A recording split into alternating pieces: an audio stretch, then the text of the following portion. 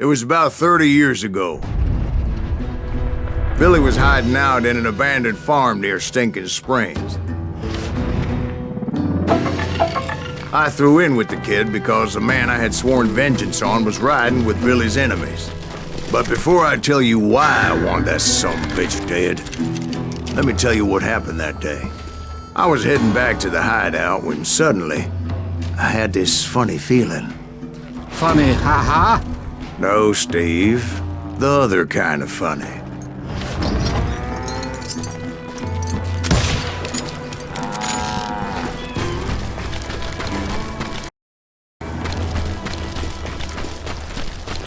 You heard Pat.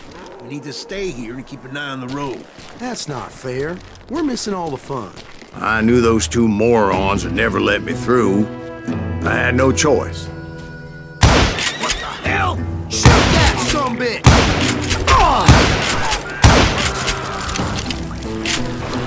Was it Pat Garrett's posse? Oh yeah. I heard the shots and I knew I had to move fast. Fire at will! They're coming from Garrett the and rear! his army of deputies had surrounded the entire homestead. I decided to help Billy and the boys out of it. So that's just what I did. As the governor of New Mexico was paying for the kid's apprehension, Garrett was able to hire every gun hand in Lincoln County.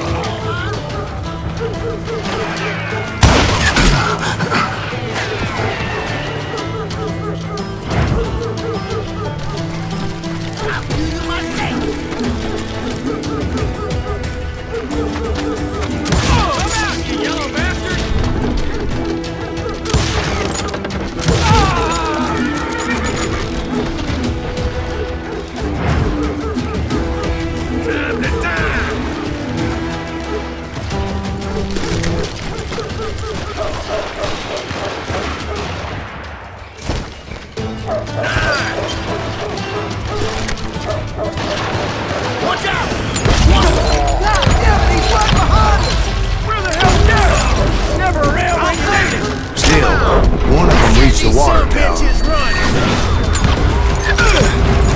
Not a bad idea. It would be a turkey shoot from up there. Garrett's men were running around like a bunch of chickens with their heads cut off.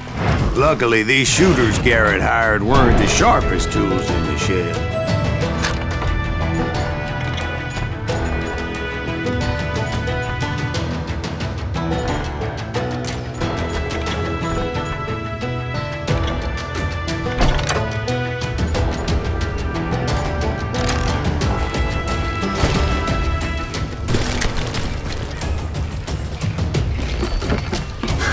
The right position is very important.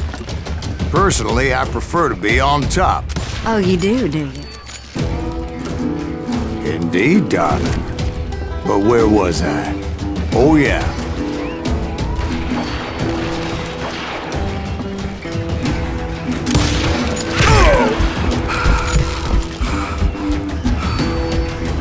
Someone shoot that bastard!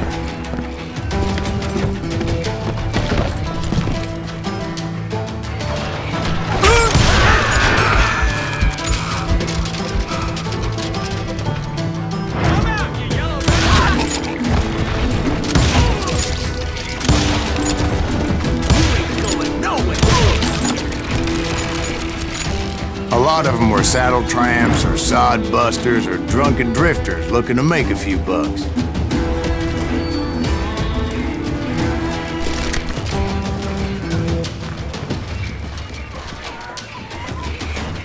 Then, I heard a friendly voice yelling at me from the window. Back door!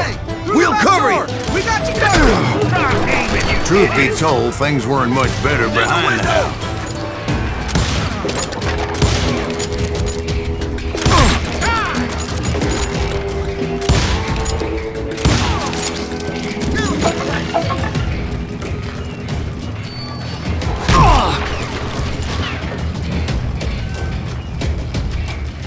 I cut their numbers in half, but that just made the ones that were left twice as mad.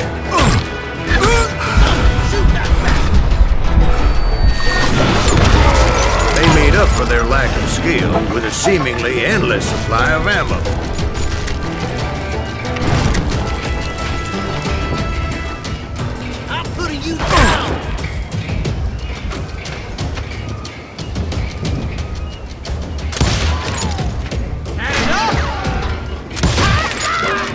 It was a bit of a slog, but I finally fought my way around the back of the house. And like that, I was inside, none the worse for wear. I passed Dirty Dave, and upstairs I found Billy and Charlie Beaudry.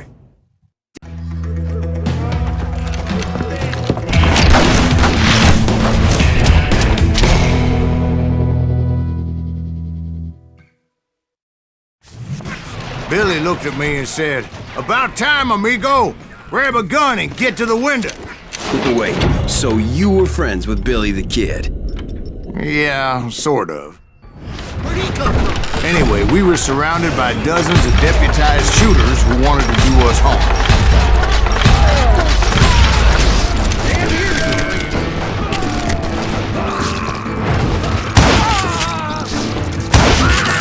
Billy's worth $500.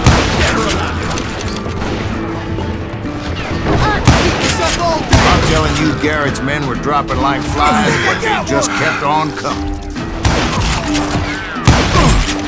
Where the hell Garrett get you? I'm in for life.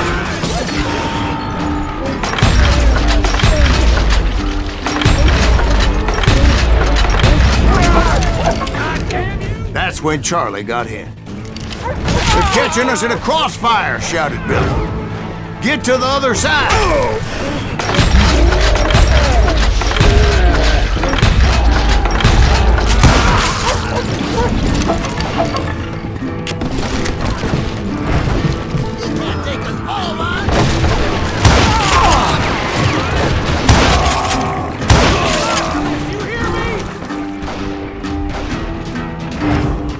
I don't know how many of those cocksuckers I personally put down, but it was pretty clear, even to Billy, that maybe discretion was the better part of valor. What's that mean? It means that it was time to cut and run. "They got a Gatling!" Billy shouted. "Get the horses and bring them round back. I'll draw their attention." He directed that order at me, and I thought, why the hell do I have to do it?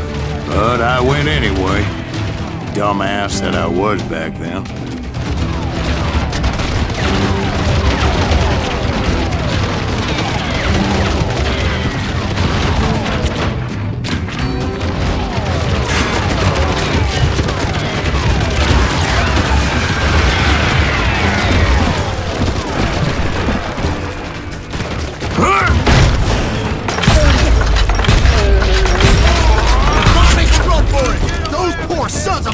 Many would have fled in my fight.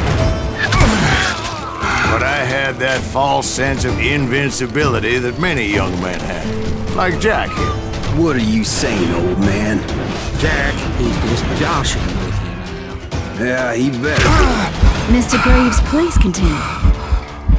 Please, call me Silas, ma'am. Now, where was I?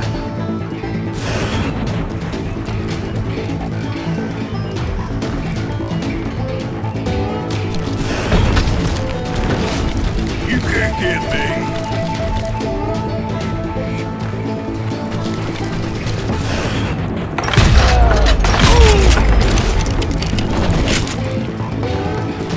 You were heading for the barn.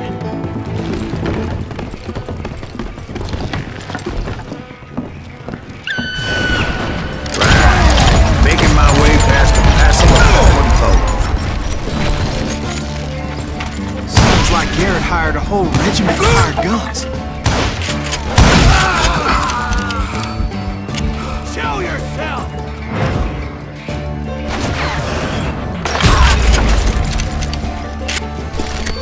Yeah, and just when I thought I was done with them, more of these half-witted bastards would pop up.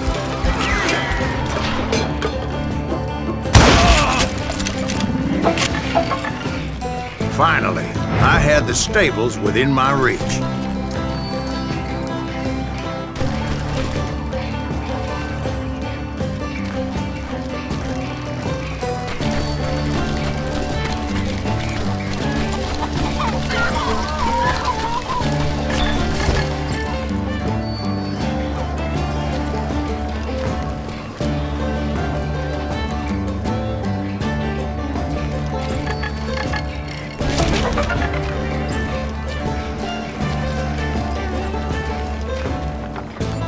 That's when I met Sheriff Pat Garrett. I read that you went toe-to-toe with him, sir. That backstabbing bastard with that tacked-on tin star.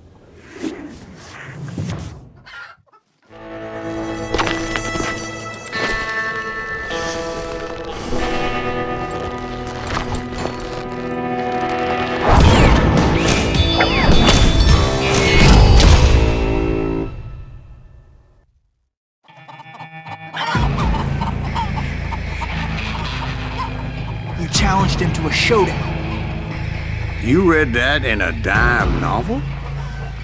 It said he showed no fear as he took your measure with eyes like a rattlesnake. Esto es fácil, pero voy a intentar lo imposible. Voy a intentar el logro de matar a la gallina.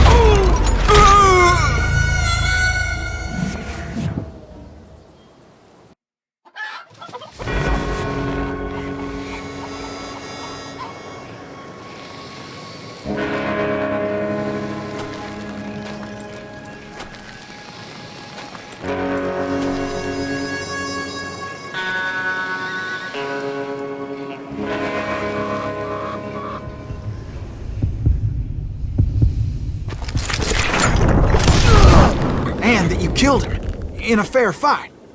Is that what that Penny Dreadful said? No, boy. That ain't what I meant when I said I met Pat Garrett. So let me start again. I finally reached those damn stables. After the fight, maybe we could treat ourselves to some fried chicken. And stepped inside, and last thing I heard was Garrett's voice. That's not Billy. And go on. How did it end? And, boy, that was just the beginning.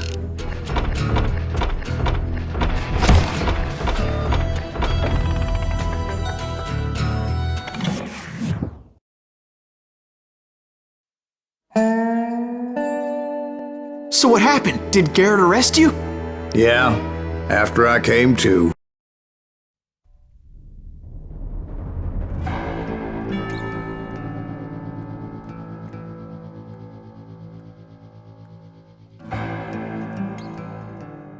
It's important to know that I was only riding with Billy so I could find the bastard I was after.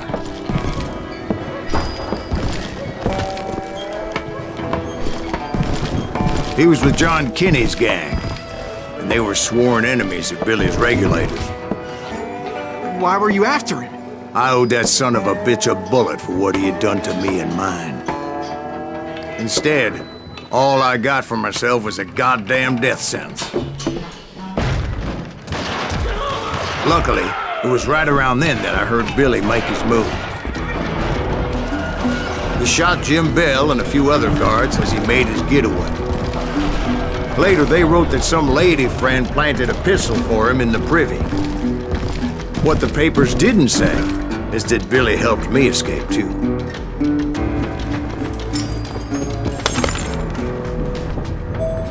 My first order of business was finding a firearm.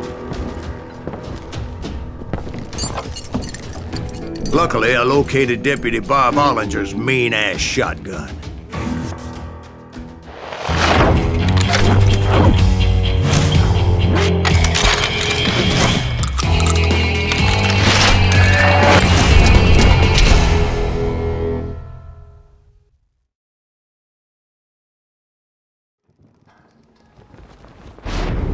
I saw Billy through the window, and he yelled that I should take to the rooftops to make my escape. So I did.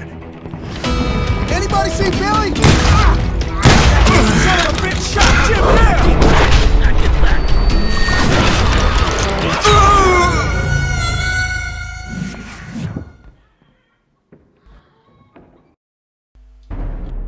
Olvidé que tengo.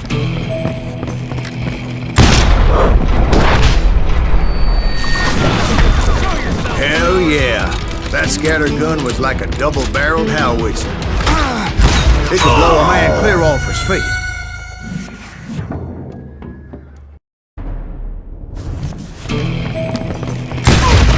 Hell yeah.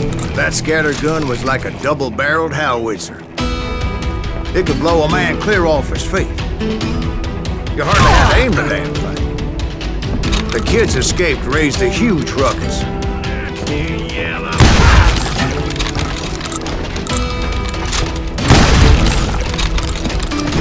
Guards were everywhere looking for him.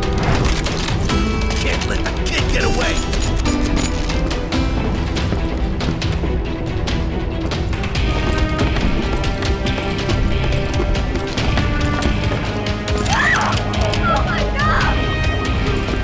Anybody see him? I had to jump from roof to roof like a damn alley cat. I followed the planks where I could. Some of that wood was slippery as hell. The whole town was up in arms. And suddenly, I was a fugitive. How the hell did the kid escape? Garrett's gonna kick our ass! Okay.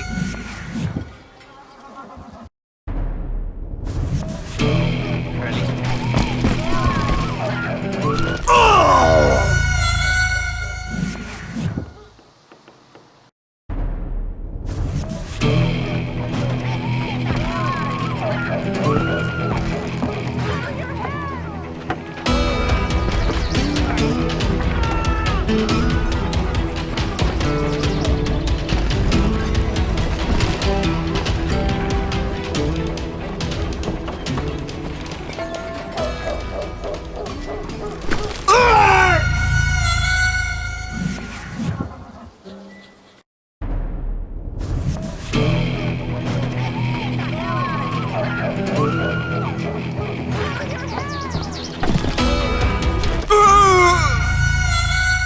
¿Cómo es esta parte? No me acuerdo.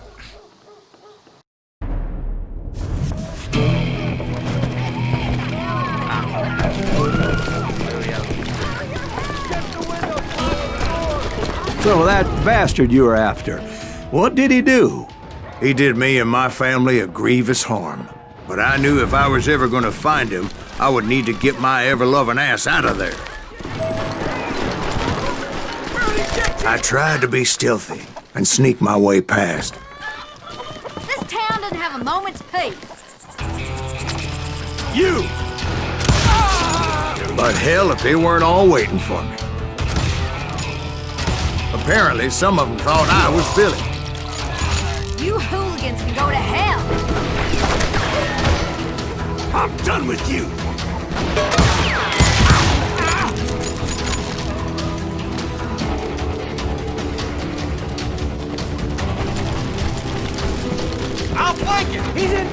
somewhere. See, me and the kid shared a certain similarity in build and color. I was just glad I had Deputy Bob's mean-ass shotgun.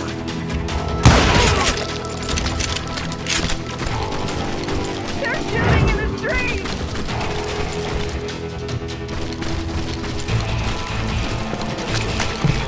I'm here. Get your headstone. There's children here. So much lead was whizzing by my head, it was like everyone in Lincoln wanted to put me in the ground.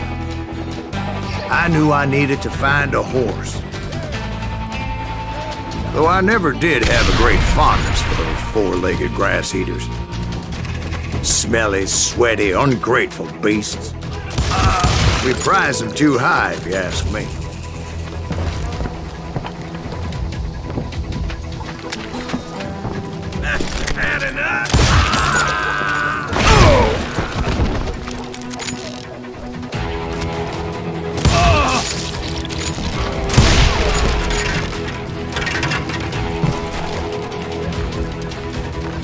Let's do this. That was too damn close. Surrender yourself. You can run. Can't hide forever.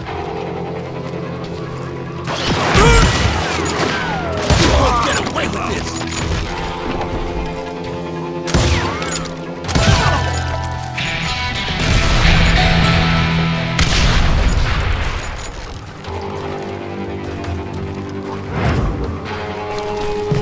Threatening the lives of innocent people.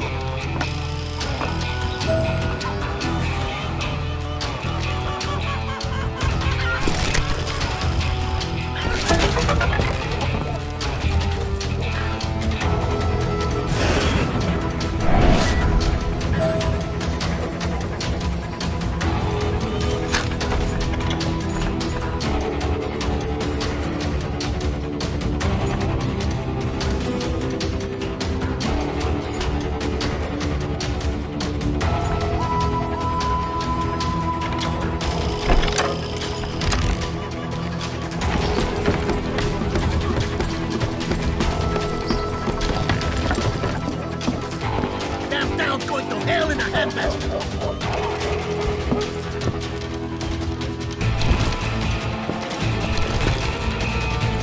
But where was the kid while you were busy getting shot at? Gone.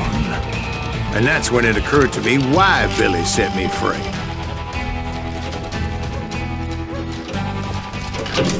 Got that son of a bitch.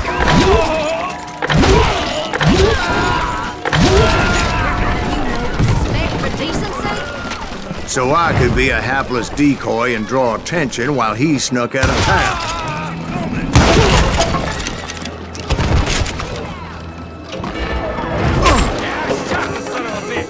I knew if I made it out of there in one piece, no one would put a price on my head.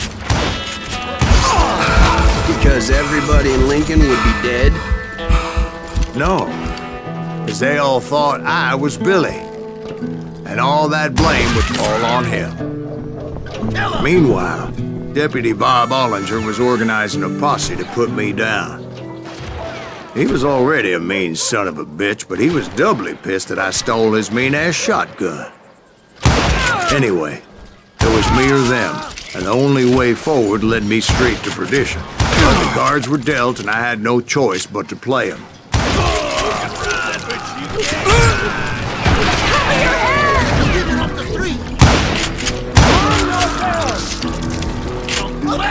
Get away!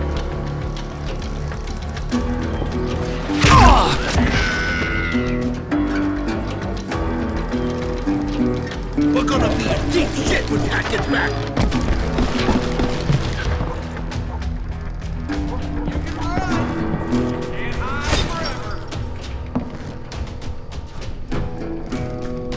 Stop him!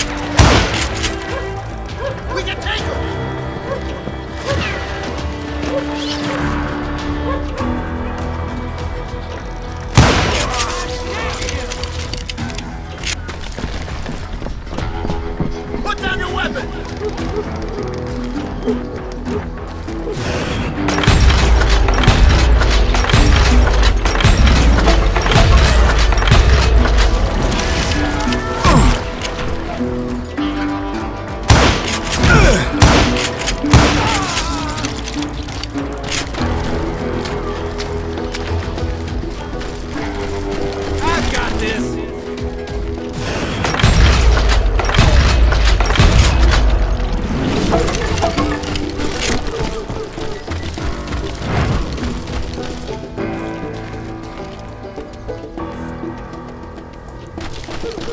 Finally, I found what I was looking for. The stables on the edge of town. I guess Billy saved your ass, taking out Bob Ollinger the way he did. Billy didn't kill Bob. Well, sure he did. He dispatched him right after he shot Deputy Bell. No, sir. Because Bob came right up behind me, angry as hell that Billy had lit out. "Hello, Bob," I said. "I think you better let me go." And he says, "I don't think so, boy. Not with my shotgun." So we stood there in the middle of the street, eyeball to eyeball. He intended to kill me, and I knew I had no choice but to defend myself.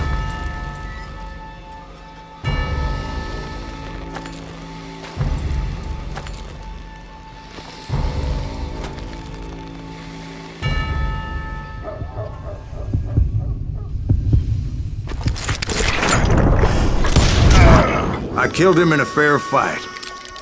Everybody saw I had no damn choice. Well, Lincoln got a mite depopulated that day. Pat Garrett gunned down Billy 3 months later, so his escape was all for naught anyway. So where'd you go after Lincoln? Mexico. Until I realized nobody was looking for me. I ended up taking a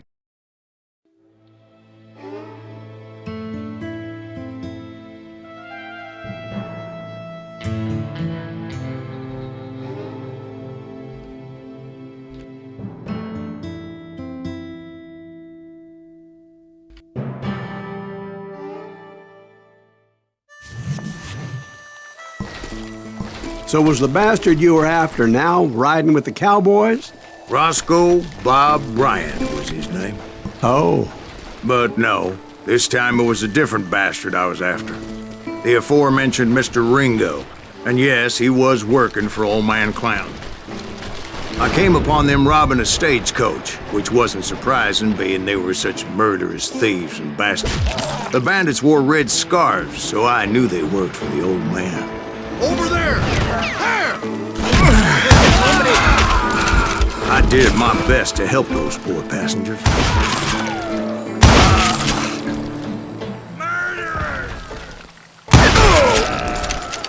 Moments later, the attackers were dead, and I checked the stagecoach to see how many passengers were still breathing.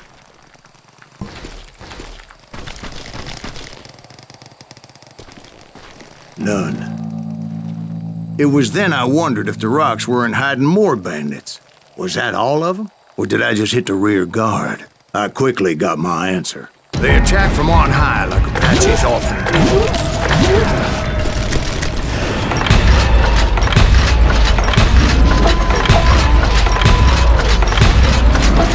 They would appear in great numbers from above and rain down lead on their hapless enemies' heads. Making use of the high ground, whatever else they had. Yep, the Apaches always appeared out of nowhere, and there never seemed to be an end to them. Hold on. Were you attacked by Apaches? What happened to the cowboys? Did I say they were Apaches? I said Clanton's cowboys attacked me Apache style. I was in a pitched battle, but I was holding my own against an overwhelming enemy force.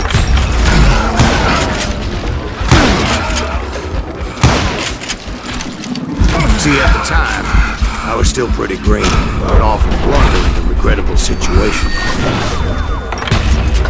But I just kept shooting at anything I could see up in those damn rocks. I didn't see Ringo, but I knew he was with the cowboys. He and Roscoe Bob had done me a dreadful wrong, and I was determined to have my revenge. But to get to Ringo, I knew I'd have to fight my way past these other assholes first. Unfortunately, I was running out of ammo. Another perfect example of my relative inexperience as a hunter of men.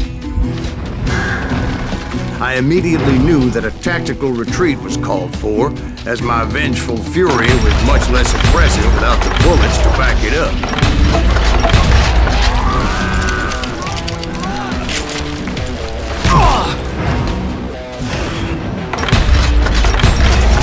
Shoot that running son of a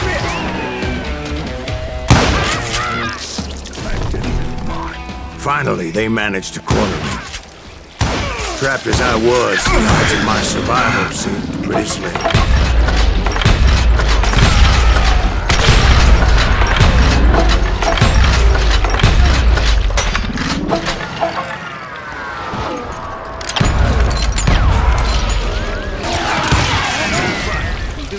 Luckily, serendipity was on my side as I suddenly spotted a way out of my predicament.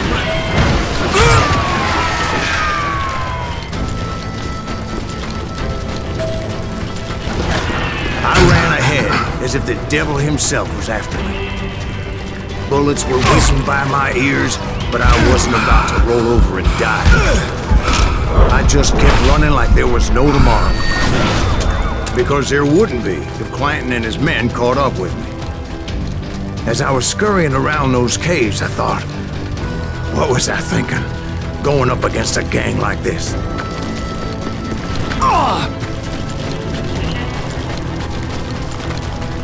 Nowhere to run!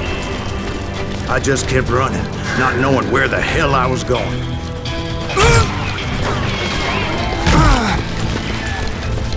And that's when something miraculous happened. Like manna from heaven, I found the desiccated remains of what looked like an Apache warrior. The old weapon next to him supplied me with some much-needed ammunition.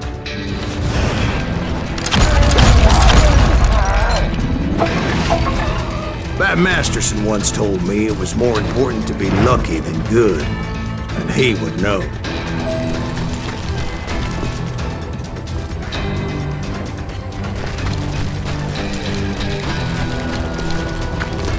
And imagine my surprise when I found a fistful of dynamite to go along with that ammo. That stroke of good fortune evened the odds and bolstered my confidence. It was time to turn the tables. Time for the prey to become the predator. Time for the hunted to become the hunted. Time.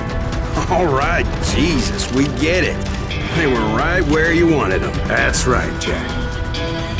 I was done running, and the old man's boys were not expecting that. No, sir. I came at them like a wildcat. My fury knew no bounds.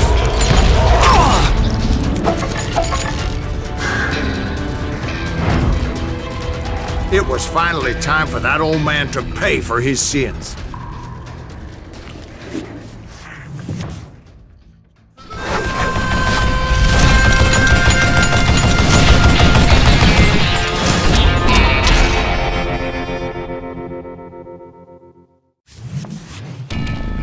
I yelled out at the top of my lungs, "Clanton, I'm coming for you!"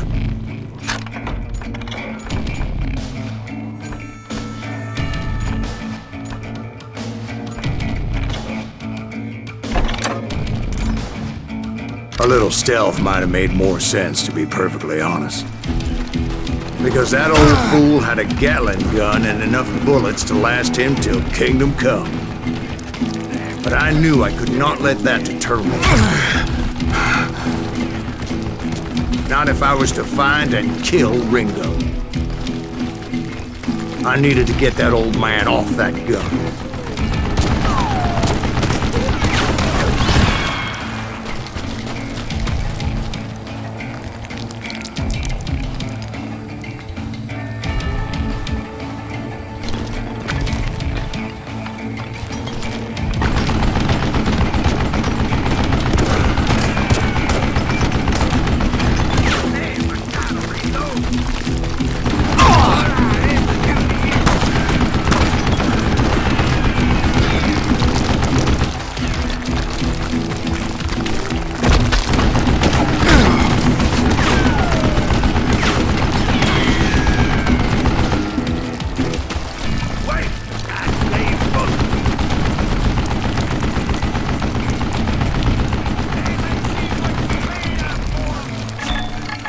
Most everyone thought it was the Juarez who had come up against him in Guadalupe Canyon, but it was just me. I don't know how you lived this long.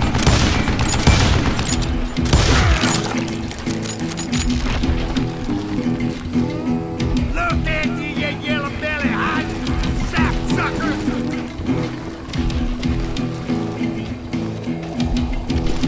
Where'd you take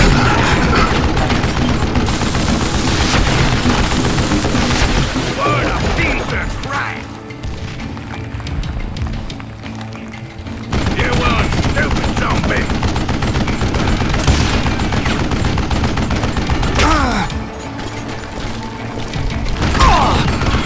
What I ever do to you? Oh! Wait! Goddamn bullshit!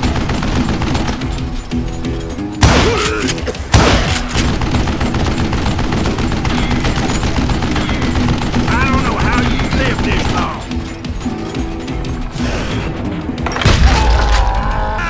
Apparently, one of the cowboys made it out of there alive and told Ike and Billy Clanton that it wasn't a Mexican who took their father's life that day.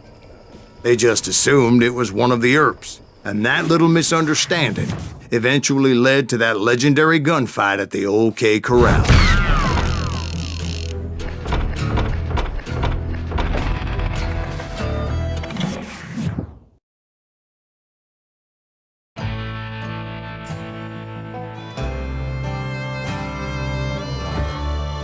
Algo me dice que esto va a ser lo más difícil. Sobre todo el boss.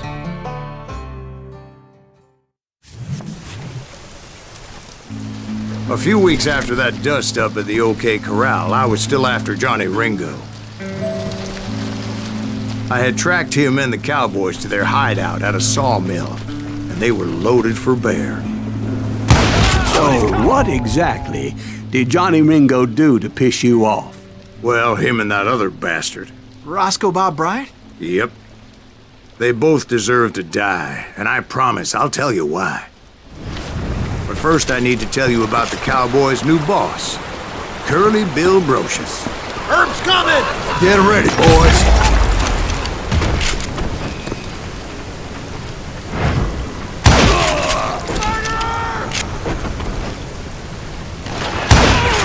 Curly Bill took charge of the cowboys upon the old man's demise, and after that gunfight at the OK Corral, the Clantons wanted revenge. So they murdered Morgan Earp and grievously wounded his older brother, Virgil. I think I waked him!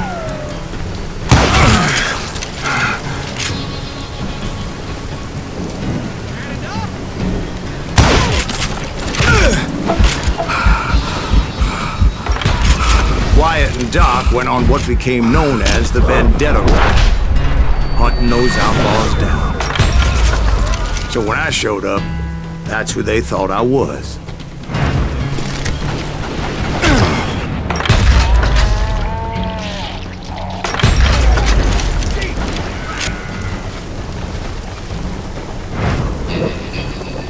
Come out, you yellow bastard!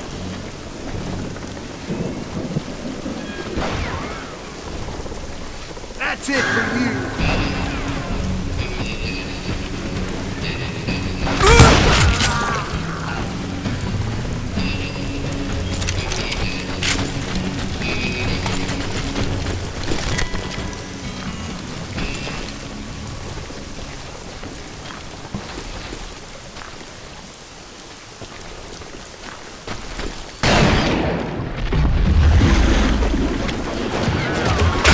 There were killers around every corner, all wearing red bandanas.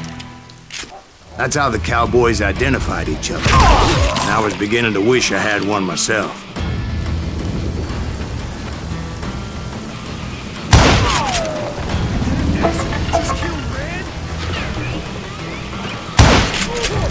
But I wasn't about to let Ringo walk away unscathed. And that's what drove me forward. They say that Ringo was infernally fast. Hardly saw anyone faster, boy. Certainly not Wyatt Earp. That man was all hat and no cap. Earp wasn't much of a match for him, but Doc Holliday might have taken him. That lunger should have kept his nose out of it. They never charged anyone for the murder of Morgan Earp. But everybody knew that Curly shot him in the back. That was common knowledge. Yeah, maybe so. But Ringo had nothing to do with it. He was just being loyal to a friend. Is that what you call it? Being loyal? Well, to get to that loyal friend, I had to pass by some buzzsaws as big as a man.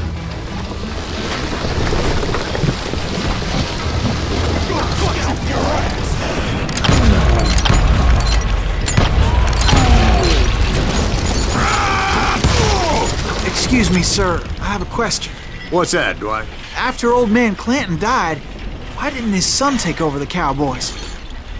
Because Ike Clanton was dumber than a box of rocks and a yellow belly to boot.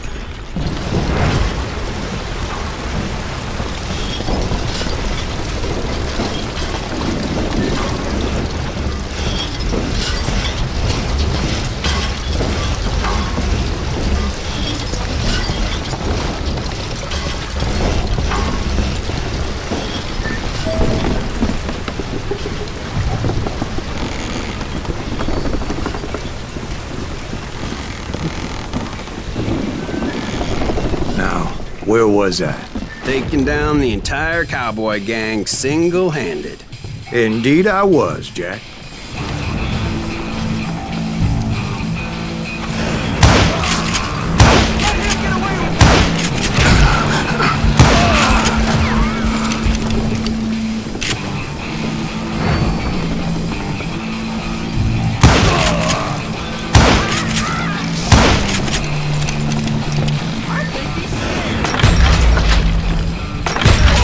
Though it wasn't easy, as those boys had good cover. That was too damn close.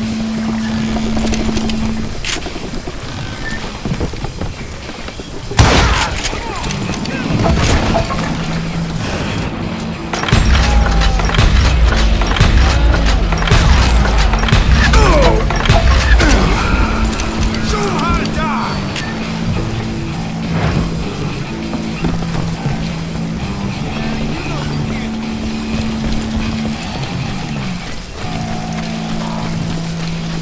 Can't believe you keep missing.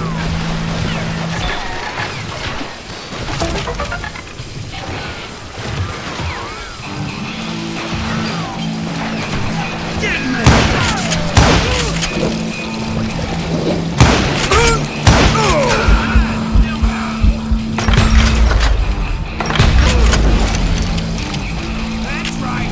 Run!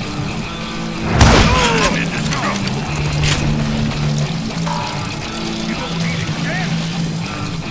Play Gil.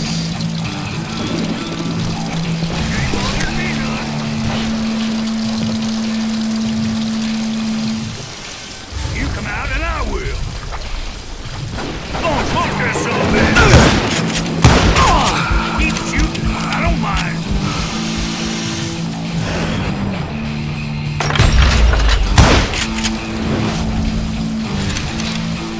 Boy, you are shit out of luck.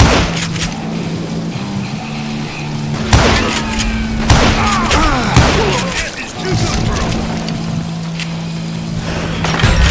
In for the kill.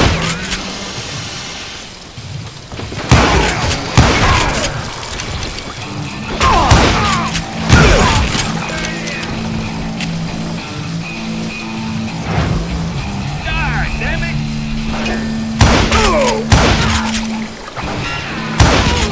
There were carts everywhere, piles of lumber, and God knows what else for people to hide behind. That really was one hell of a sawmill.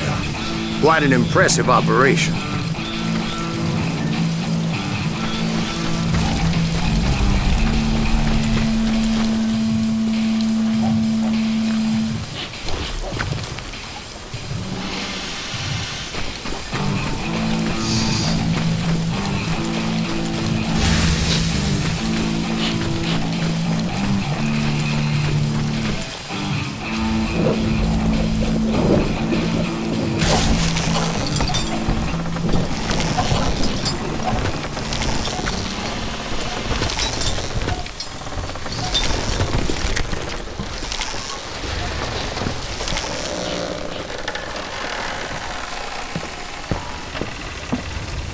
And where was Curly Bill? Did you see him?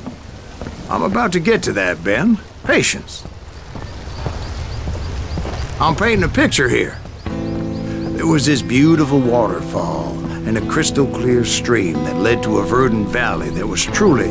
Consider your picture painted. What happened next? Well, finally the bastards that were still alive made a last stand.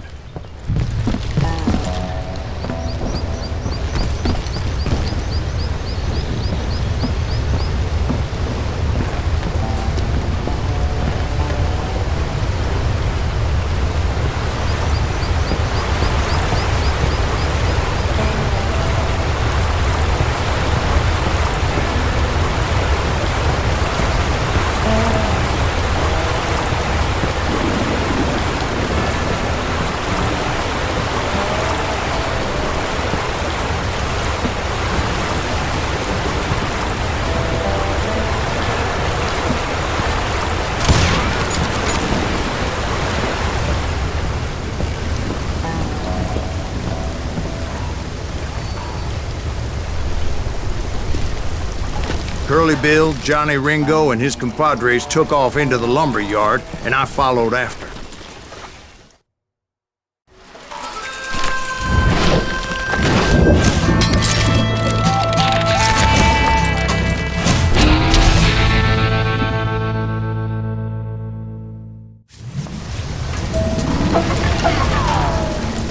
Are you saying they ran? Cowardice was not in Ringo nor Curly Bill's nature. No, sir. I never said they were running scared. They just wanted me out in the open.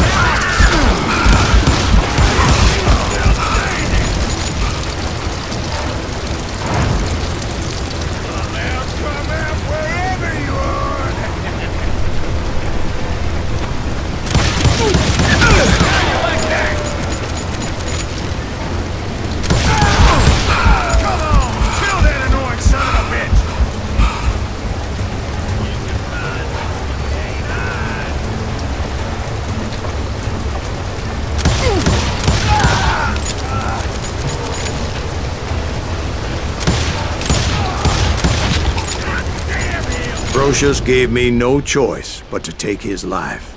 But Ringo was nowhere to be found. I knew you didn't kill Ringo, because he was found dead in a different location altogether. To this day, his killer is still unknown. Indeed. Took me a few months before I finally tracked his ass to West Turkey Creek Canyon.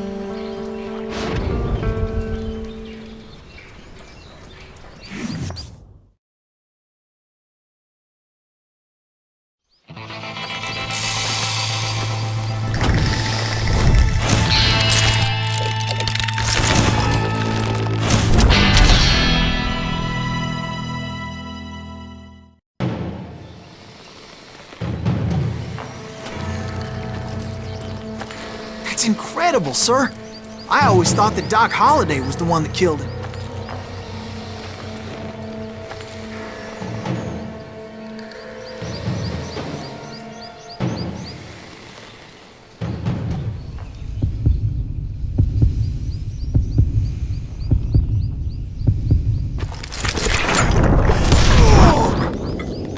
Sorry I had to ruin the legend for you, boy.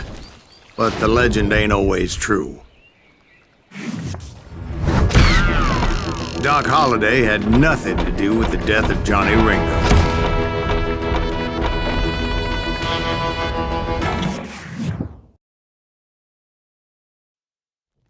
I was paid a healthy bounty for Ringo and Curly Bill, and realized there was real money to be made.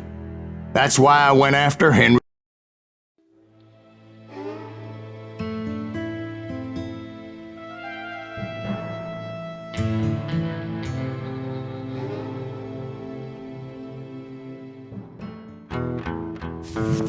I knew I needed resources if I was going to track down Roscoe Bob Bryant, and hunting Plumber looked like a good way to get rich quick. As the local vigilantes exposed him as the leader of the bandits, and put a generous price on his head. Plumber rallied his gang to plunder one last gold mine before making their escape, and that's where I thought I'd find him.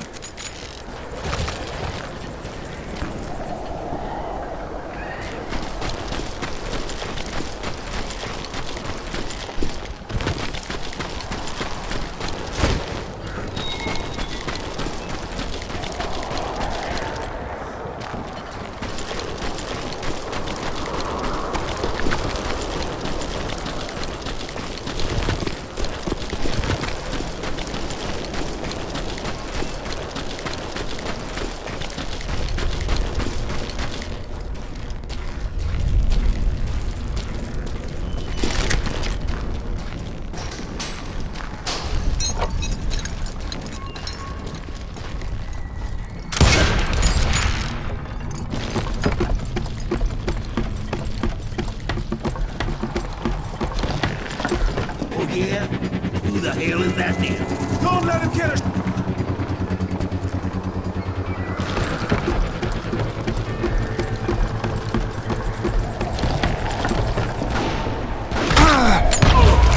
As my late father pointed out to me more than once, God made men. Samuel Colt made them equal.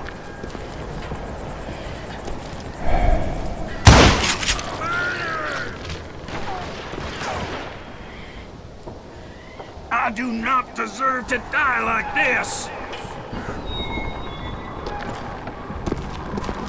Show yourself, coward! God damn him!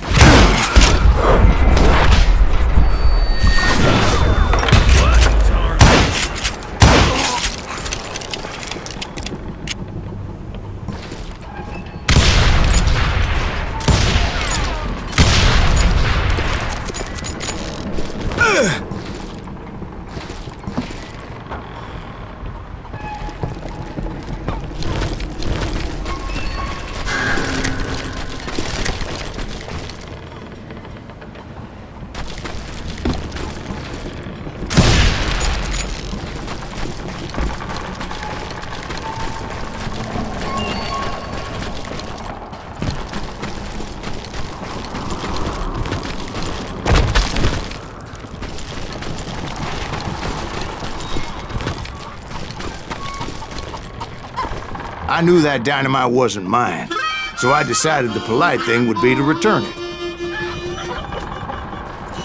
It was the biggest gold rush since Sutter's Mill in '48. Unfortunately, prospectors weren't the only ones drawn to those riches.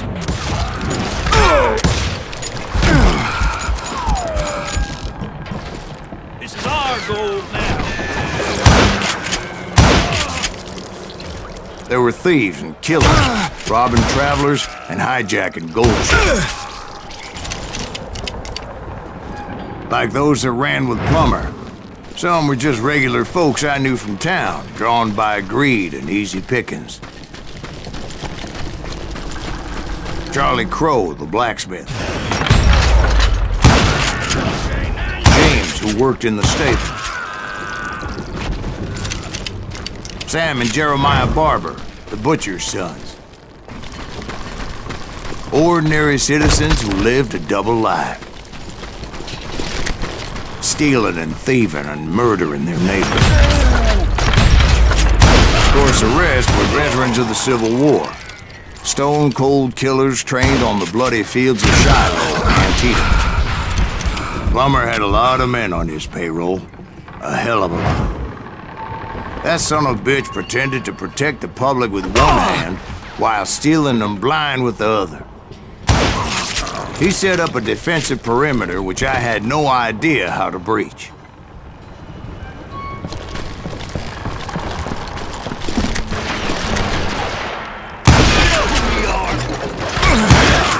Dangerous, desperate individuals. I was outnumbered and in way over my head, but I was too damn stubborn and stupid to realize it.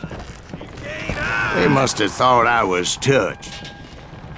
Or had some kind of death wish, seeing as there were barrels of gunpowder everywhere. Watch out for the goddamn gunpowder!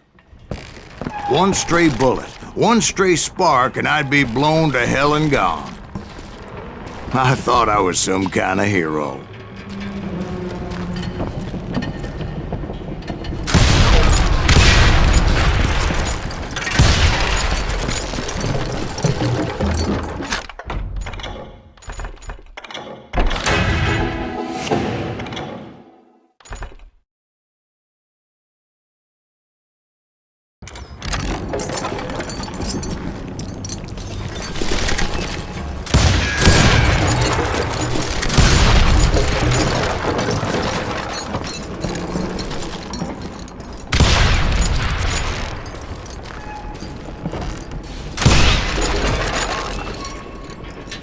Esto lo hago por los puntos.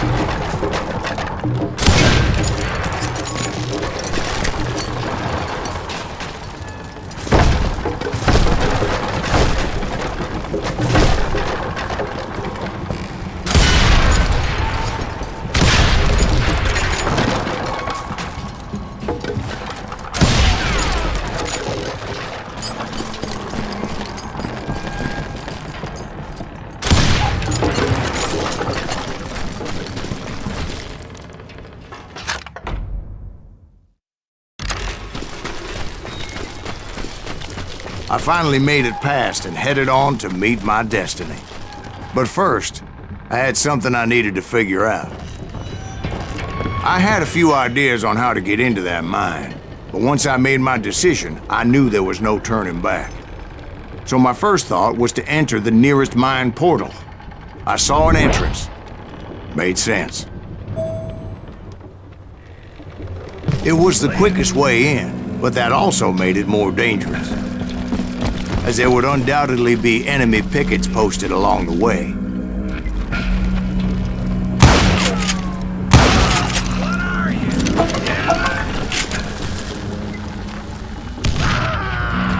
Time to blow your shit up. Get out of here! Besides, Once you enter a mine like that, it's easy to get all turned around.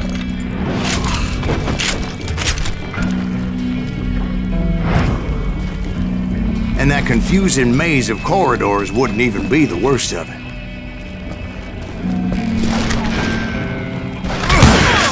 Some of those shafts can be as deep as hell. A single stumble or misstep can easily end in a deadly plunge to oblivion.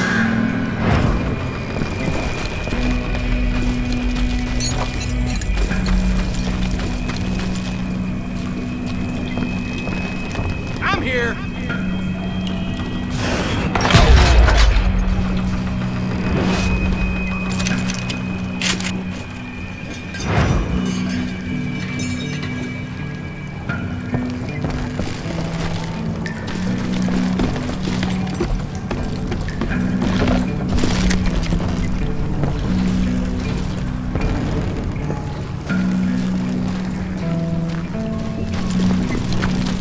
Quick reflexes often make up for a lack of common sense. Luckily, I was never one to be easily bushwhacked. I would just need to be careful not to blow myself to kingdom come.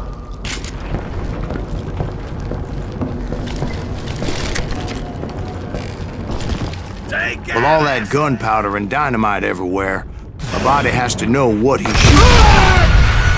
All it takes is one tiny spark, and boom. There he is!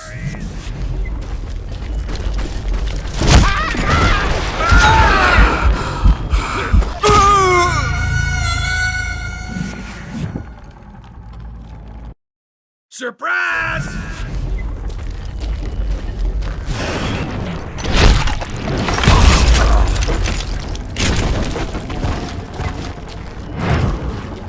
One wrong bullet could have turned that mine into a dad-blasted tube.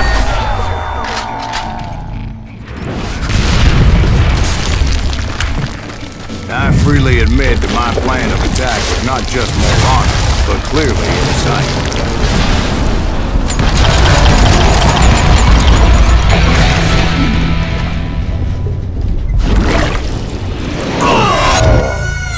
It's a good thing that I abandoned that ridiculous plan before I even tried it.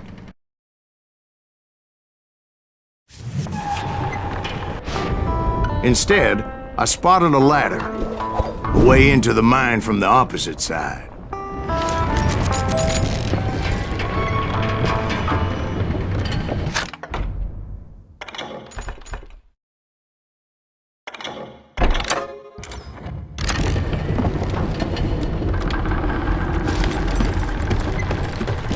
It was a long way around, but that approach seemed more sensible at the time.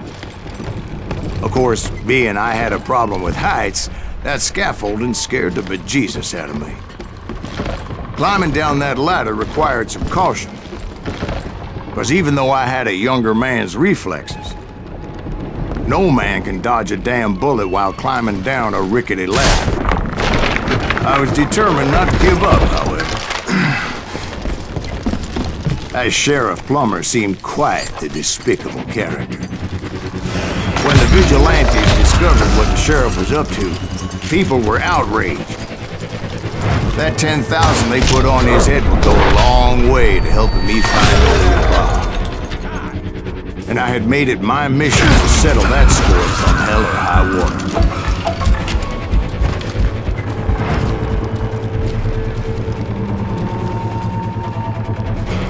But first, I would have to make a choice. Take the elevator or climb the ladder.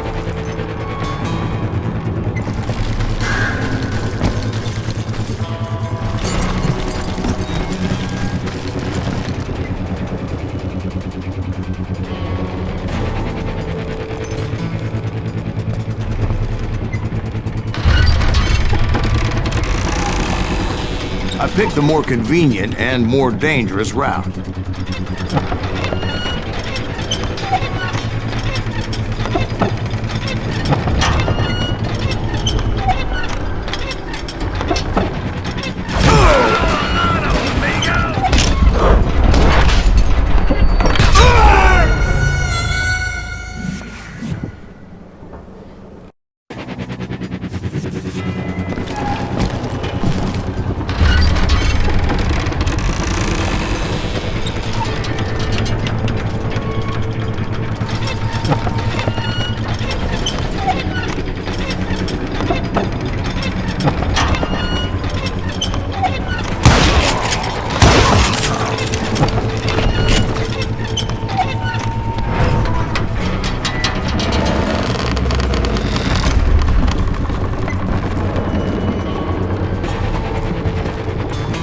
Plummer was a mad dog killer, and the people of Nevada City deserve the best. Nevada City? Well, I thought Plummer met his maker in Bannock, Montana. Right, well, he was the sheriff of both places at one time or another, but that's neither here nor there. The point was, taking him down would save a lot of lives, including my own.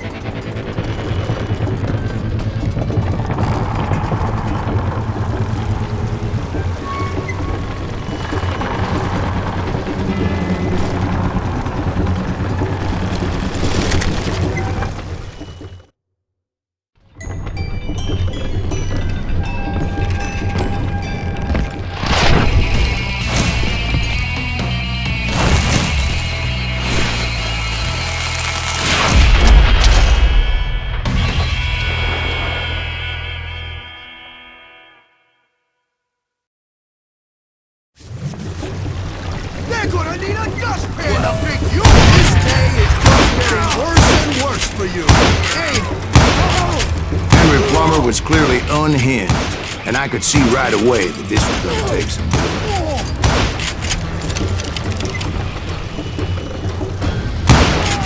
I can shoot too! You are really chapping my ass!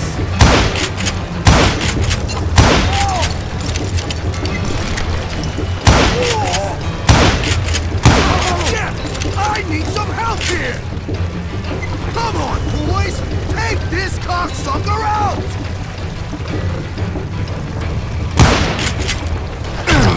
I hit him!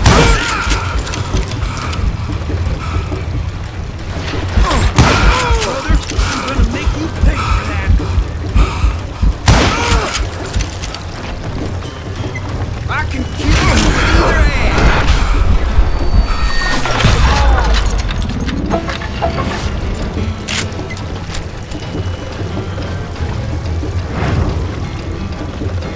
They're gonna bury you in a million pieces! You can shoot, but can you aim?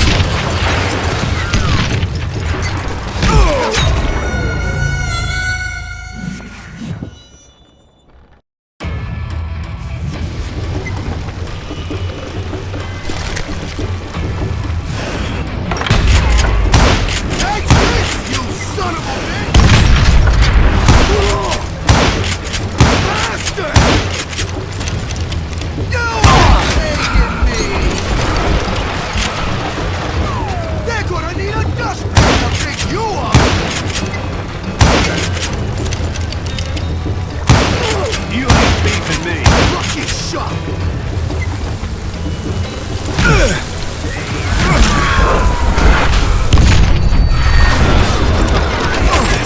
It's still standing!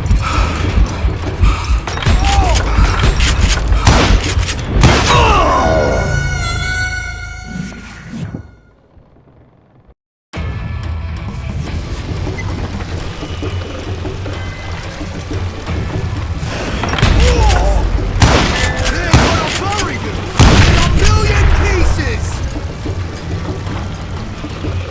I'm going all medieval on your ass! Lucky shot! Bastard! This is our goal now! You kill him, or I kill you! So that's how Henry Plummer died. Him and his crew were worth their weight in gold. And now, I was officially a bounty hunter.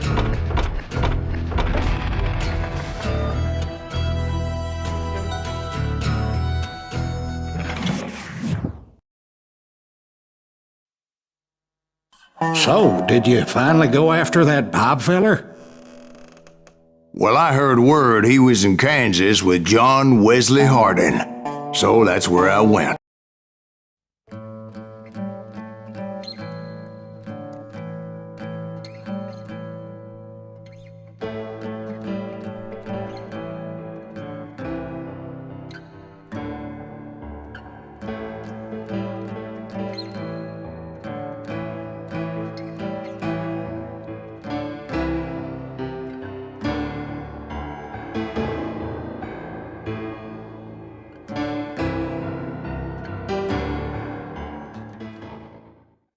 I dodged death many a time, and that night in Abilene was no different. What the heck just happened?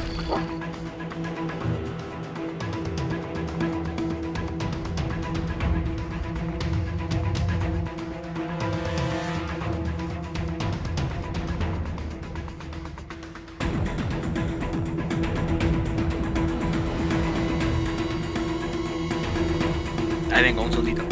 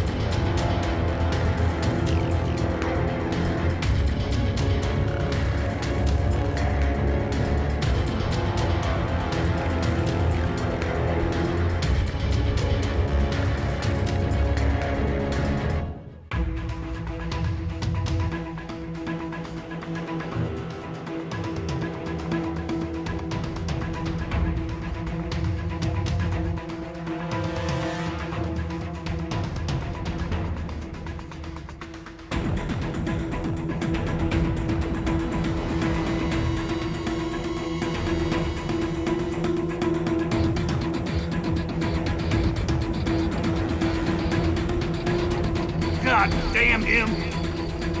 I was there with the intention of finding that bastard Bob and collecting the bounty on John Wesley. Shoot him! Shoot him!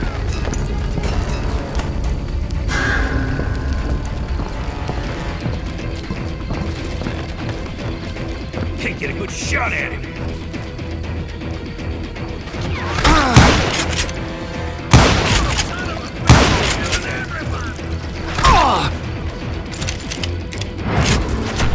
There he is!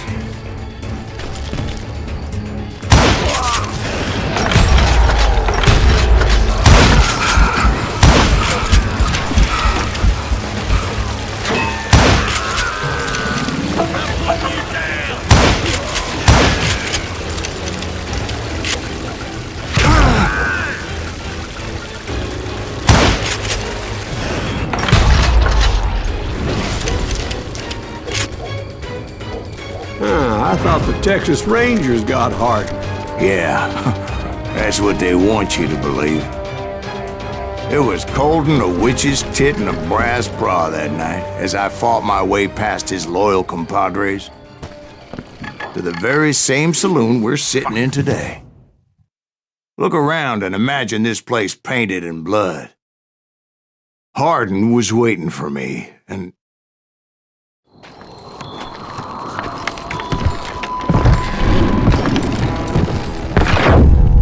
wait, I'm jumping the gun here. Let me back up and give you some background on this sumbitch. He deserves that much. Don't you think so, Ben? John Wesley Hardin was a killer. By the end, he confessed to taking the lives of 42 men. Fathers and husbands, brothers and sons, men with families who cared about them. Families who put up money in hopes of finding justice. He was a bona fide folk hero by then, and had amassed a gang of armed miscreants and other assorted thugs. He and his men set up camp outside of town, and I was hoping Bob was among them. Shit, it's cold out here. I'm freezing my jib. Shoot that son of a bitch! They didn't ask why I was there. They knew. I had to spill a lot of blood to find out Hardin wasn't in that camp. He was carousing in town with his closest friends. Hardin's boys apparently didn't want me to reach the Bull's Head. Some were hightailing it into town to inform their jefe of my unwelcome presence.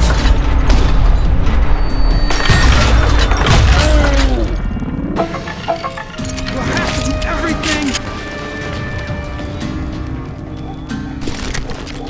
You can't hide from me.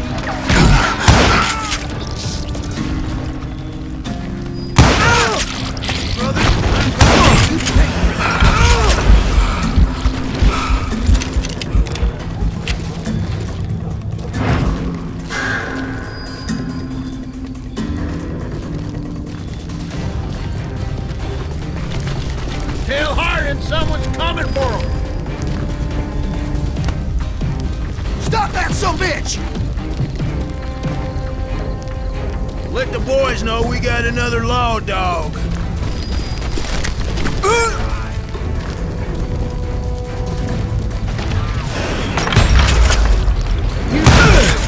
I wondered if Bob was among them.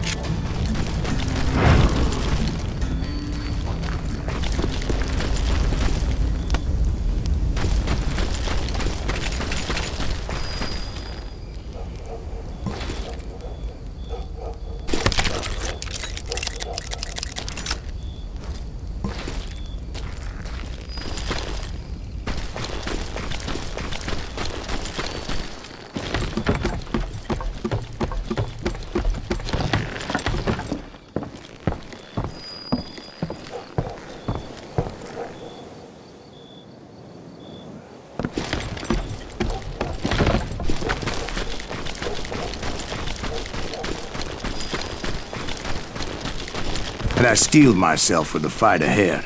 For as good as I was, deep down I wondered if John Wesley wasn't just a little bit better. Before I could test my mettle against Hardin, however, I would first need to dispatch his cadre of hired killers. Most of these degenerates were beyond redemption, but John Wesley might have been a different story. I didn't learn until later that that night was in fact his birthday celebration. God damn him!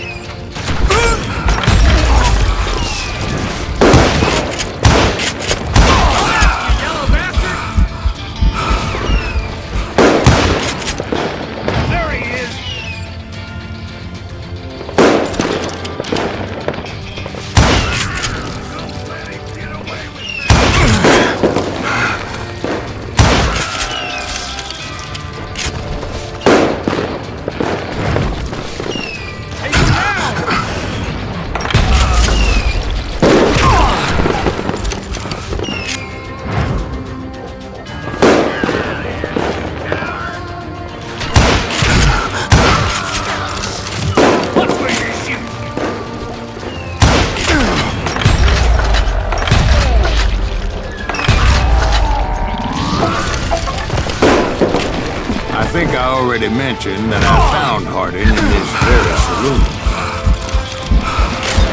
Suffice it to say, nobody there was happy to see me.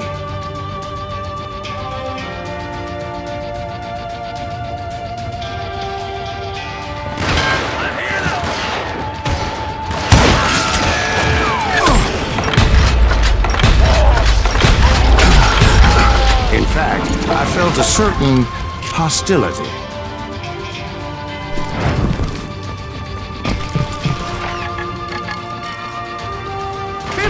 Keep missing.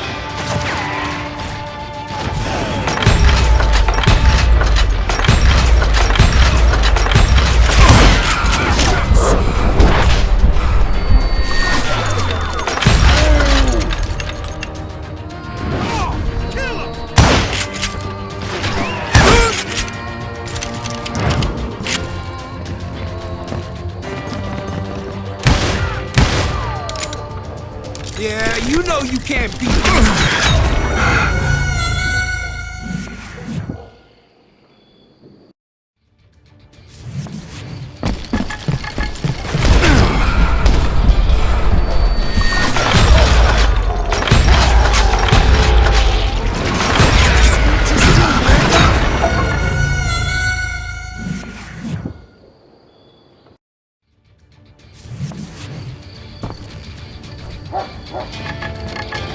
Dead man!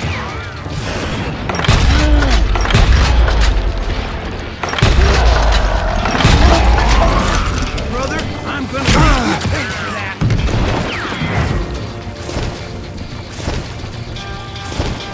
Kill him! That's right! Run! Did that asshole just kill Red?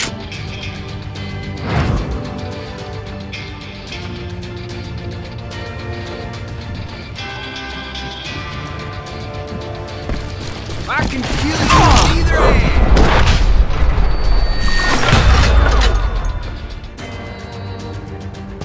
You rule the day!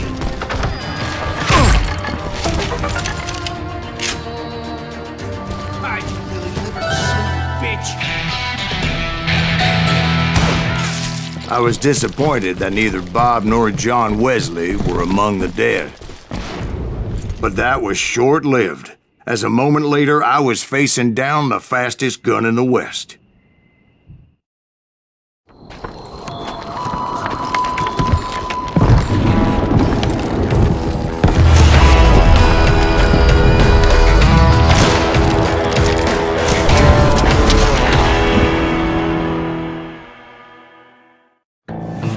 I felt a bolt of adrenaline, or maybe that was fear. He was well known for his tricks, and I knew I'd need my own if I was ever to defeat him.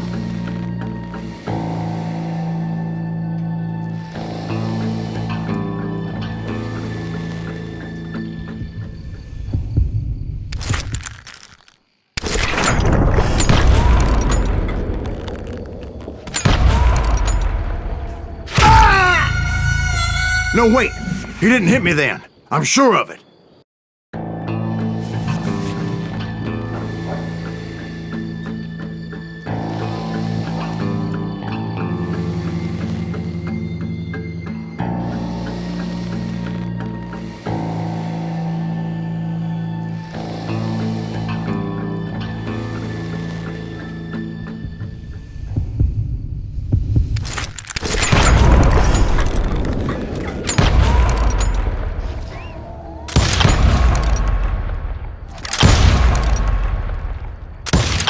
Was faster than greased lightning, but being inebriated as he was, he didn't count his shots. And now, he was at my mercy. So he didn't die?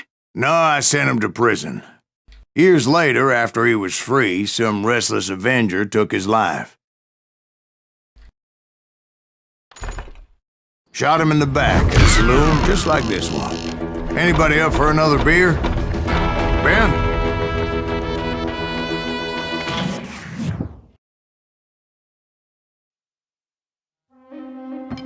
Thank you, darling. Yeah, some say revenge is a dish best served cold.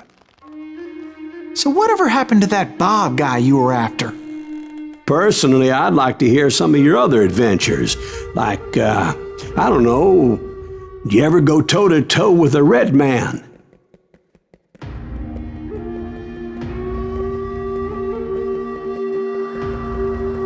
Yes, I did, Ben.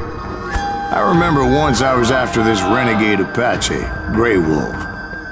Strangely enough, revenge was also his primary motivation.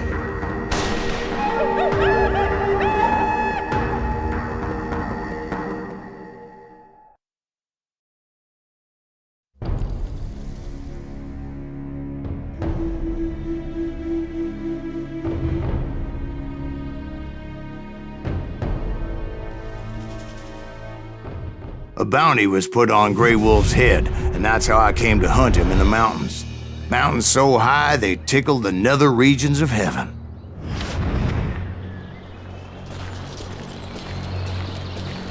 Grey Wolf was a Chiricahua Apache medicine man who had led a war party in revenge for a massacre against his people. The U.S. Army had attacked his tribe during his daughter's sacred sunrise ceremony, and the slaughter was unspeakable. I understood his anger, as there's nothing more traumatic than seeing those you love die in a cruel and painful death.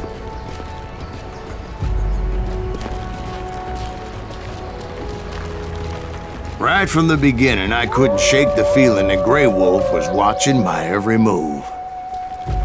He led a band of young Apache warriors who wanted retribution and were more than willing to die for him.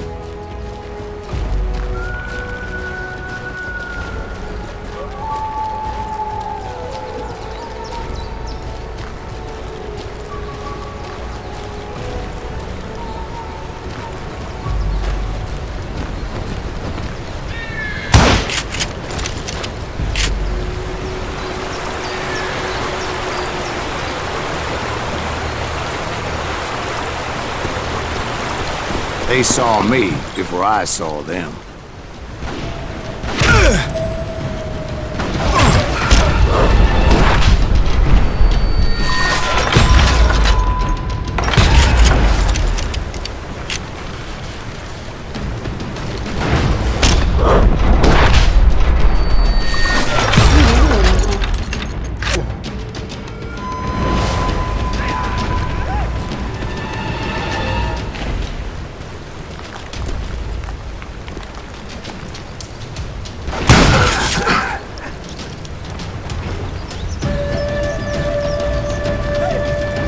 And it crossed my mind that maybe this wasn't such a good idea. But now that the shooting had started, there was no backing down.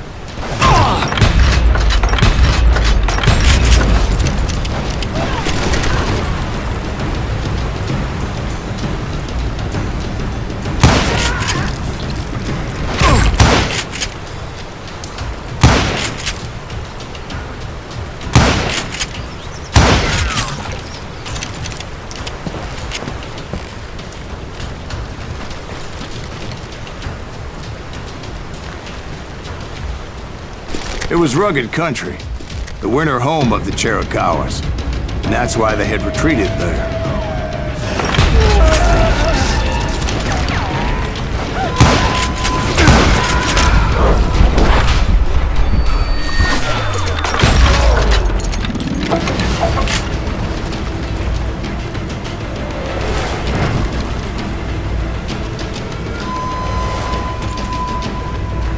I admit to having some regrets about going after them the way I did. But then again, I got a lot of those.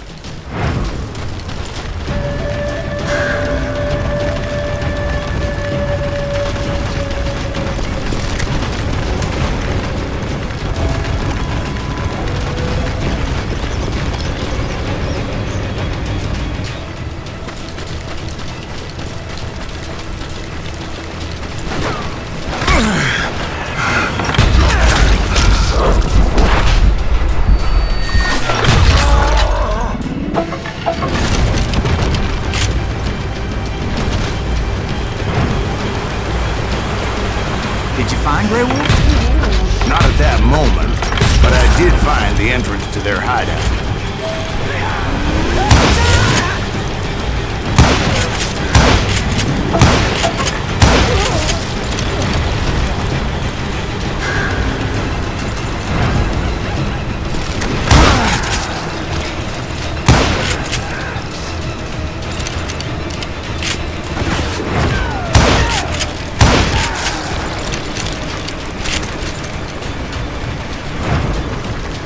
deep crevice that led to a deeper cave. How the hell went in there? Yeah, but it's not out of bravery so much as pure, angry cussedness.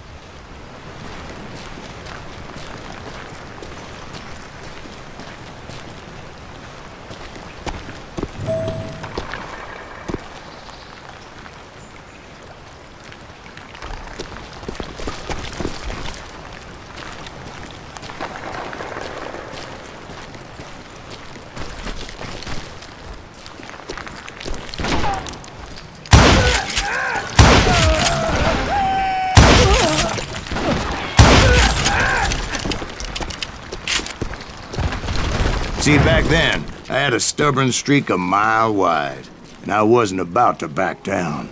So it was like pitch black in there? Actually, it was pretty well lit, as they had torches on the walls.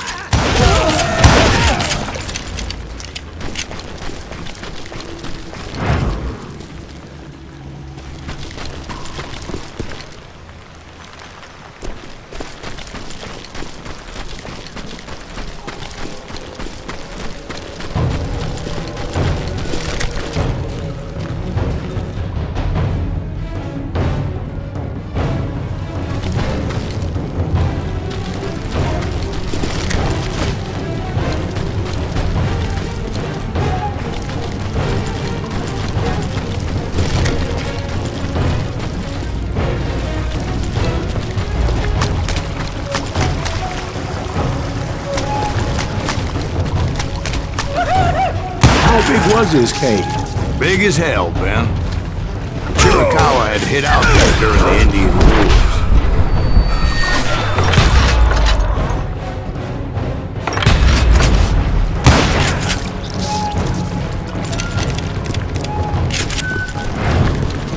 They thought it was haunted with the ghosts of those murdered by the horse soldiers. The cave was haunted with dead Indian ghosts?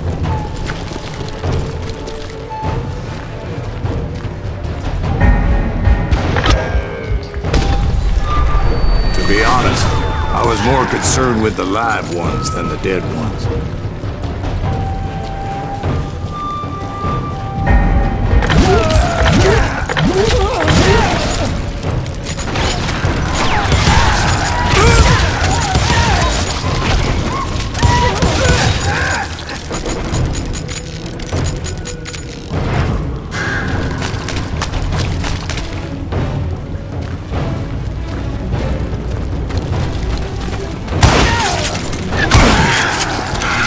How come you know so much about engines? A few years back, I was married to two Mescalero women. At the same time? Yeah, they were sisters. Polygyny is traditional among the Mescalero. So what happened? Oh, I had to get out of there. Those girls never shut up. Both of them nagging at me all the time. Drove me half crazy. Haven't seen them since. No, I mean, what happened with Grey Wolf? Oh, well, I pursued him into the Cave of Death.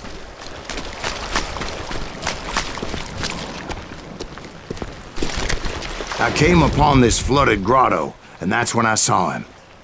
He came to me unarmed and unafraid. His voice echoed in the shadows, and I sensed he meant me no harm. You carry great darkness in your heart, and if you do not release it, it will claim your soul. The sound of his voice put some kind of ancient Indian spell on me. As his story unfolded in my mind, you will come to this place again and kill many more men, and the darkness will grow until it consumes everything that you are. The soul would have no rainbow if the eye had no tears. he said I was a great warrior, a coyote man, unequaled by any other pale-faced warrior, or something like that. The snakes will bite shadows of your past until a venom poisons your heart, and an echo of the song of the dead summons the spirits deep from within the mountains.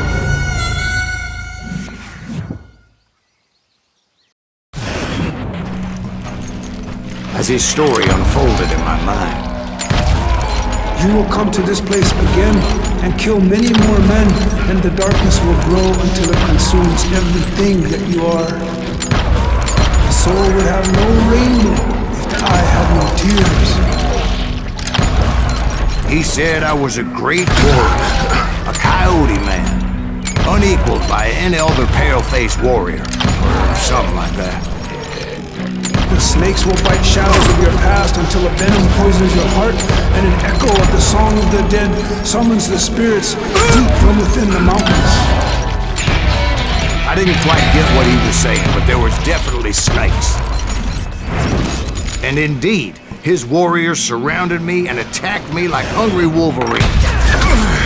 They couldn't stop me, though, and Grey Wolf wasn't in the mood for idle talk.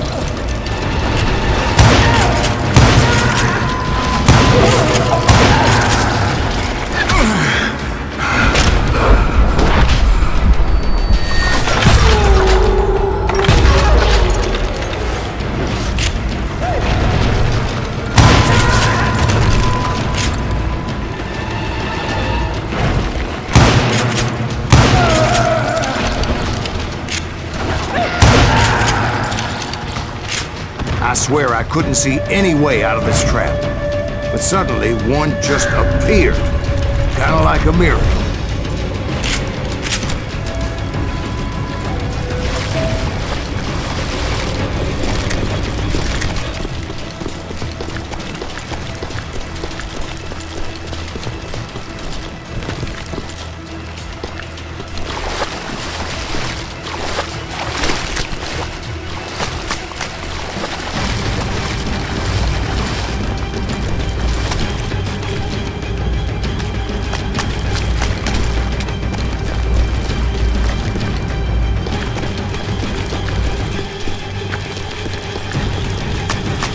I felt like I would be lost in that damn cave forever. Finally, I found myself back outside, perched on the edge of a precipice, overlooking a thundering whitewater river. To get where I was going required several leaps of faith, but no way in hell I was turning back. I chased after him, determined to make him explain the meaning of all that mumbo-jumbo. Mumbo-jumbo's right. Are you making this all up as you go? A few details may be fuzzy, brother, but I am relating exactly what happened to me. There were dozens of Apache warriors aiming at me from on high. Dozens? Well, maybe not dozens, but there was a lot of them. At least 3 or 4. Well, more than that, little lady.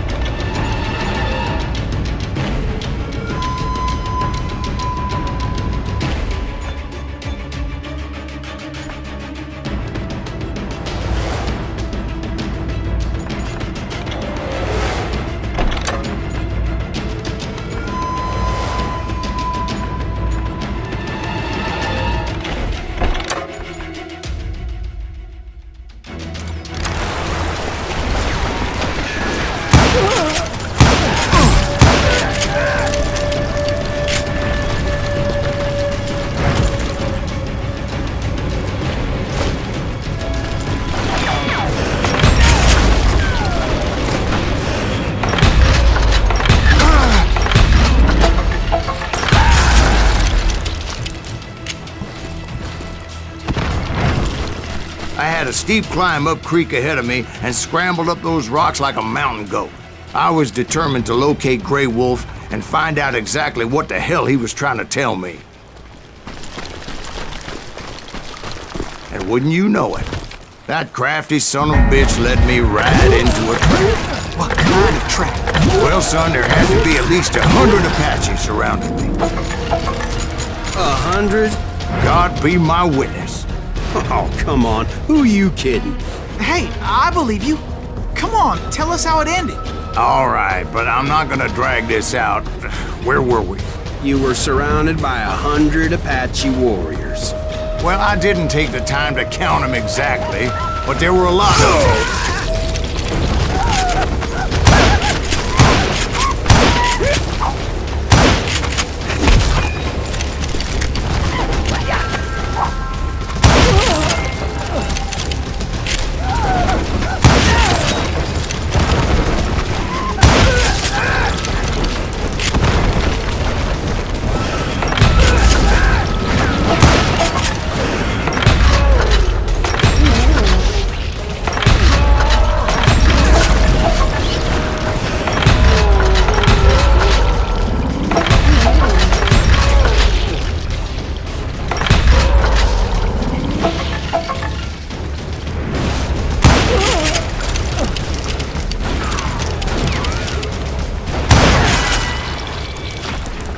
And in the end, a path appeared before me that I had not seen before. I followed it as I desperately needed to find out what Grey Wolf was trying to tell me.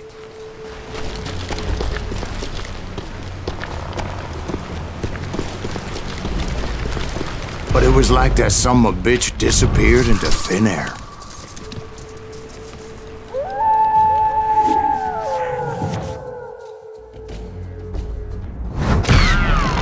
Never did find him. And never did collect my goddamn bounty.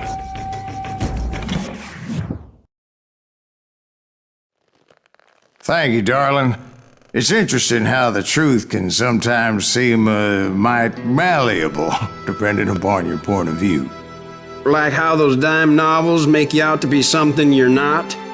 Jack, don't be starting trouble. No, he's right. They do tend to exaggerate. Did they exaggerate your part in taking down the Daltons? Well, I was there in the flesh, boy, so I saw what happened firsthand.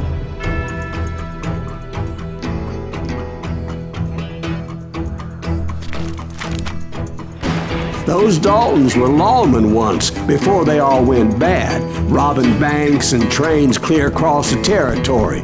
Until Coffeeville, of course. I was one of the citizens who took up arms that day. Fighting on the side of the right? I did my best, sir. We all did.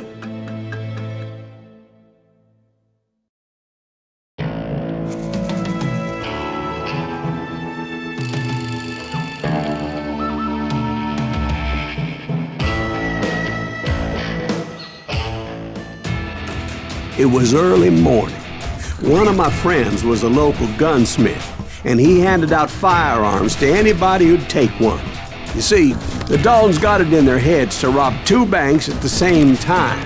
2 banks on the same damn street.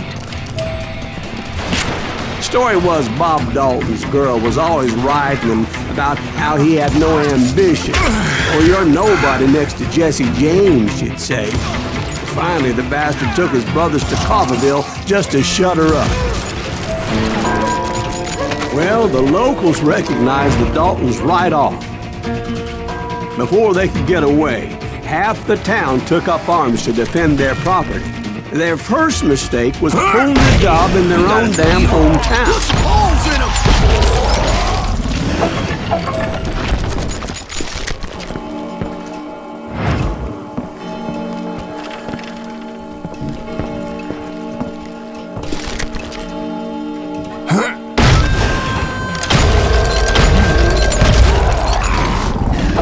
The brothers paid dearly for their stupidity, but everybody knows they had it coming. There's more to it than that.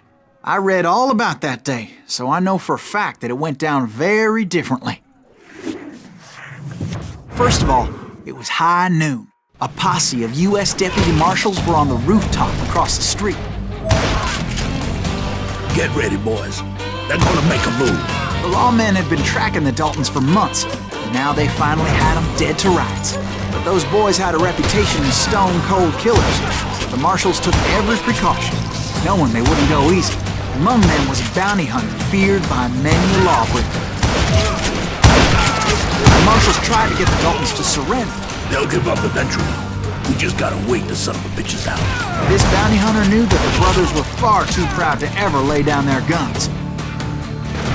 He went in there alone to confront those criminals.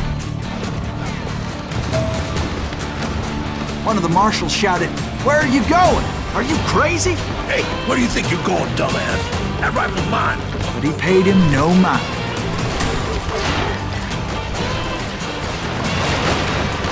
He saw a way to get around to the back of the bank. Then he figured out how to hit the Daltons from a direction they weren't expecting.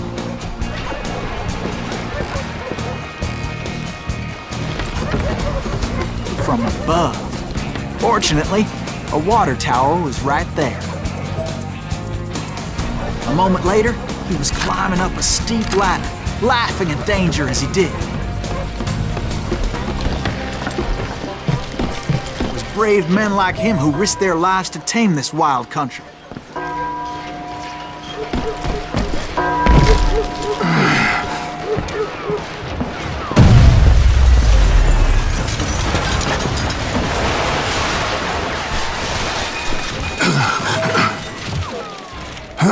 We've got company.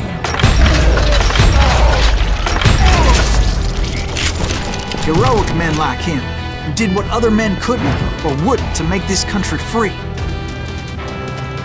Is that Jim Silas Booth, Greaves? Davy Son of a died bitch! defending the Alamo.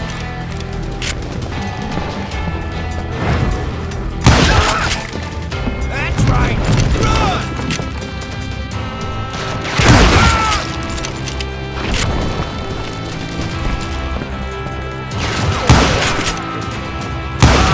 Come on! Kill him!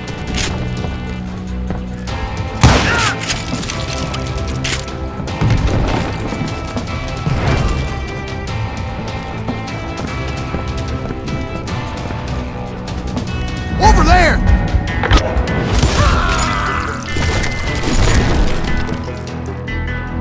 That's Silas Greaves!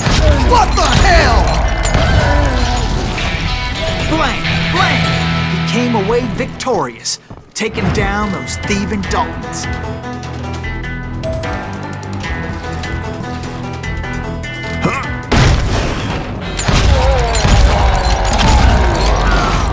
His name was Silas Greaves, and when the dust finally settled, he was the last man standing. Sorry, kid, but that just wasn't the way it happened.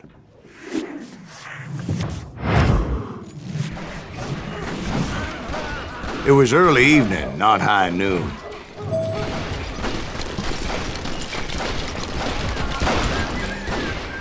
I was late to the party and Coffeyville was already up in arms. The Daltons blew up a safe and were all set to hightail it out of there. Those pathetic deputies surrounding the bank were dropping like flies.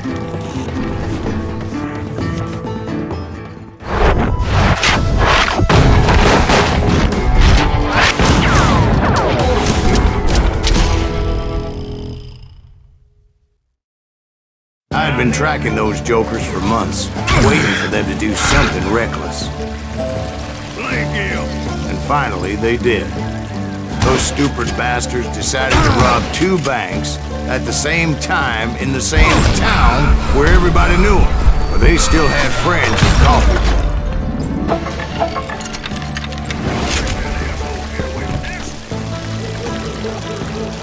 What are you gonna do?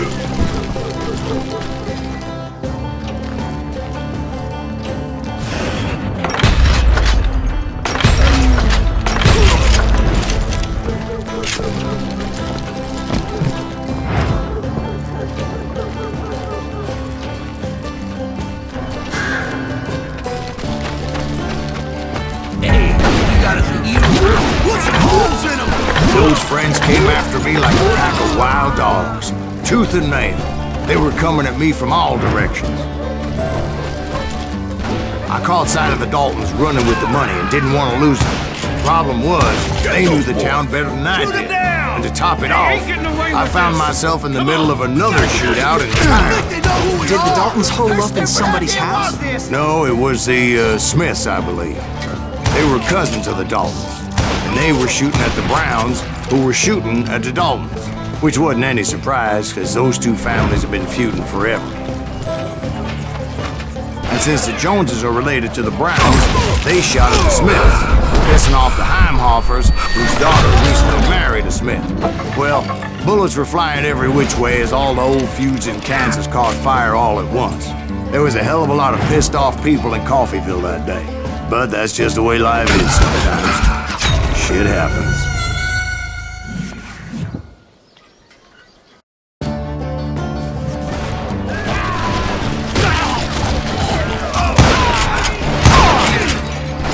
Get those boys! Shoot them down! They ain't getting away with this! Come on, we gotta get out of here! I think they know who we are! Her stupid idea was this! Yeah, you know you can't...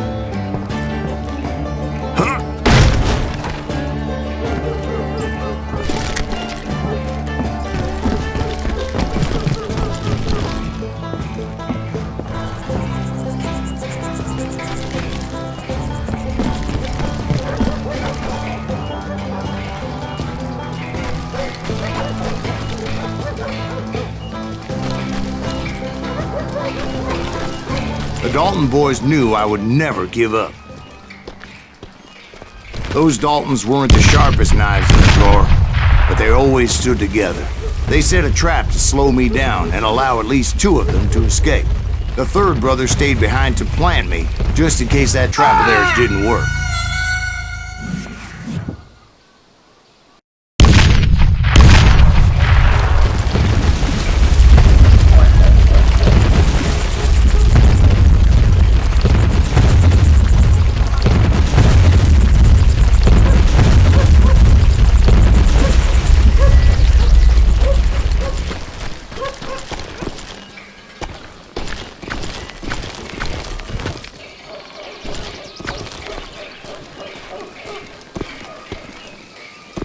Emmett, the youngest, and he decided to stand his ground and face me down.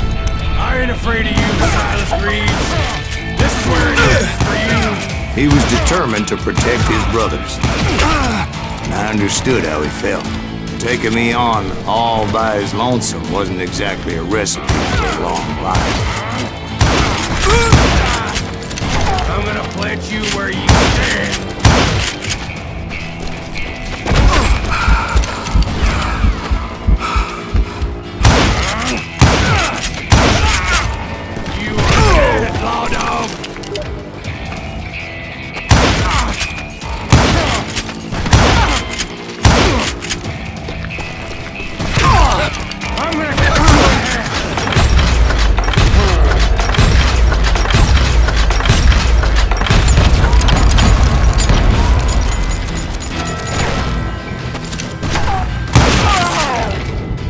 But Emmett Dalton survived the robbery in Coffeyville. He's the only Dalton who did.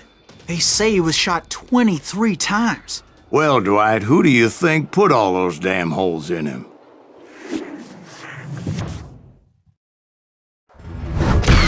But I have to admit, that boy had grit.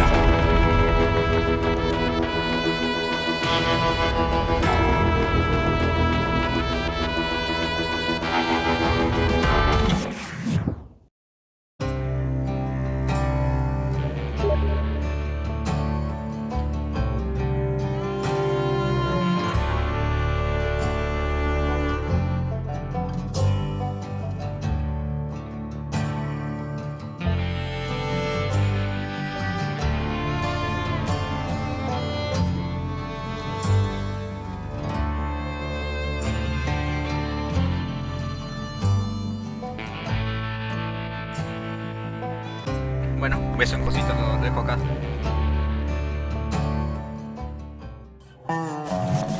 Will you get those suckers? It took me a couple of days to track the Daltons down. They can't get away with this! And in that time, a whole posse of local vigilantes